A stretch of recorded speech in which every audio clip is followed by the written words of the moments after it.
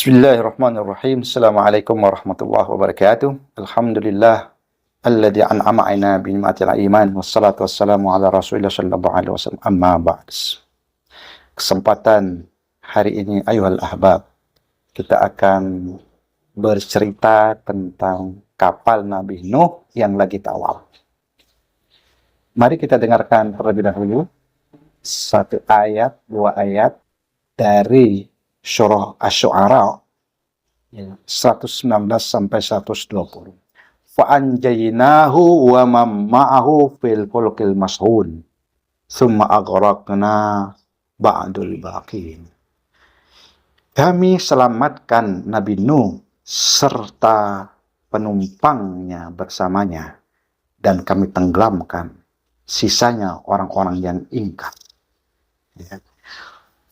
Allah Subhanahu wa Ta'ala membuat sebuah kisah yang menarik agar menjadi peringatan buat kita, agar kita ini benar-benar merenungkan bahwa itu adalah sebuah fenomena alam sekaligus menjadi pembelajaran. Nuh alaihissalam, generasi yang ke-9, Nuh bin Lami bin Matusaleh bin Idris bin Yarid bin Mahlail bin Kainan bin Anus bin Shish bin Adam. Nah, itu dia. Nuh dikaruniai oleh Allah Subhanahu wa Ta'ala 4 orang anak. Kan'an, anak tertua, kemudian Yafis, Ham, dan Syam. Sangat menyayangkan sekali. Anak yang tertua ini adalah kufur, ingkar, tidak mau mengikuti ajaran Nabi Nuh, tidak mau mengikuti, mentauhidkan kepada Allah Subhanahu wa Ta'ala. Sedangkan anak yang bernama Yafis ini pohon keturunan orang-orang Turki.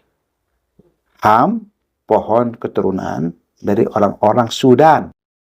Sedangkan Syam, pohon keturunan bangsa Arab.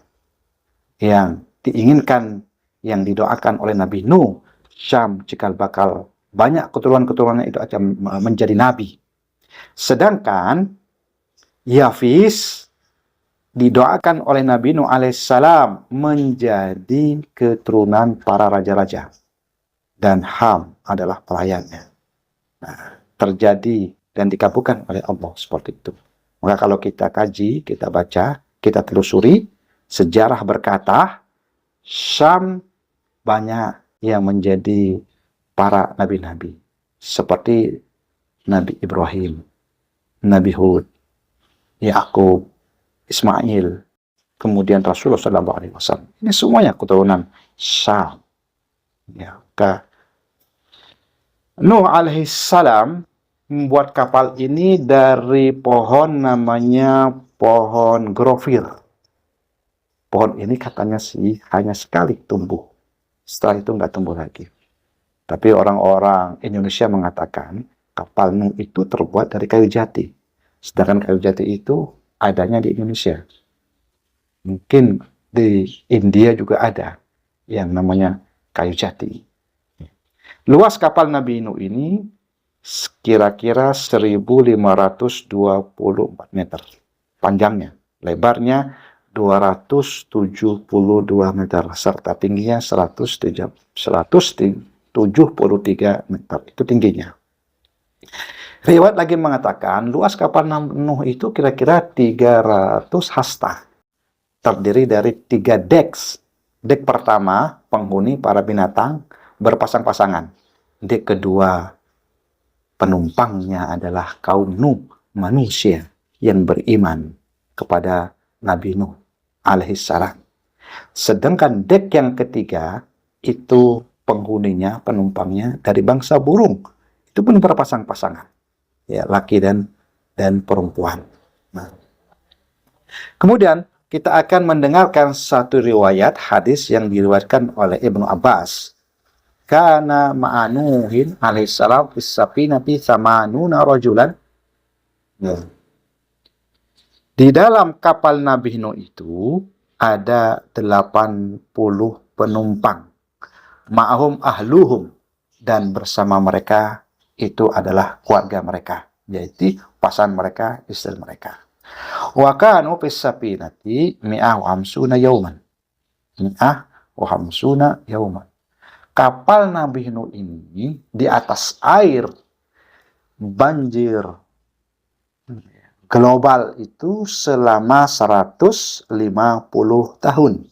Mulai dari 10 bulan Rajab berlabuh 10 Muharram. Begitu. Ya, itu dah. Wa anna Allah Ta'ala wajah safinah ila Makkah. Dan Allah Subhanahu wa Ta'ala memerintahkan kapal itu, mendorong kapal itu menuju ke kota Mekah. Padarat bil bait arba'ina yauman. Dan kapal itu tawaf di Ka'bah selama 40 hari. Ya. Jadi Nuh termasuk orang-orang yang bertawaf serta orang-orang yang di dalamnya. Ini merupakan salah satu kehormatan bagi Allah Subhanahu wa Ta'ala. Mereka dikirim, diantarkan oleh Allah menuju ke kota Mekah sehingga mereka itu bisa tawaf di rumahnya Allah Subhanahu wa Ta'ala. Itu di Mekah selama 40 hari. Begitulah orang-orang yang beriman. Kalau kita benar-benar beriman, menginginkan tanah Mekah untuk tawaf, untuk syai, untuk tahalul, yaitu umroh, pasti Allah berikan jalan. Buktikan. Tinggal kemampuan kita, tinggal kemampuan kita, tinggal kemauan kita, serta niat kuat kita untuk datang ke kota Mekah itu. Maka berapa banyak orang-orang yang diberikan rezeki, tapi sedikit sekali mereka ingat di rumah Allah untuk tawaf. Berapa banyak orang-orang yang tawaf itu ketika kita kembali dalam kampung halamnya ingin kembali lagi. Begitu dan begitu seterusnya. Ya, Allah Subhanahu wa Ta'ala jelas menghormati. Kemudian kita lanjutkan hadis yang dari Ibnu Abbas, ya. Wajjahaha ilal judi fastaqarat alaihi. Maka Allah Subhanahu wa Ta'ala mengembalikan kapal itu menuju ke al-judi, yaitu riwayat kuat mengatakan al-judu ada di Turki. Ada juga yang mengatakan di tempat lain. Dan di situ ada bukti yang mengatakan al-judi atau di Turki itu ada kampung namanya kampung Samanunan, kampung 80. Itu simbol dari orang-orang yang turun dari kapal Nuh sebanyak 80 orang. Nah, ya, sebanyak 80 orang itu sembelih. Ya. Kalau kita lihat di manakah Nuh itu wafat? Riwayat menyatakan tempat Nuh wafat itu di selatan Irak. Ya, ada juga yang mengatakan Nuh itu wafat katanya di kota Mekah. Ya, saya merekomendasi Nuh wafat itu di selatan Irak. Nuh disebut-sebut dalam Al-Quran sampai mencapai 43 kali.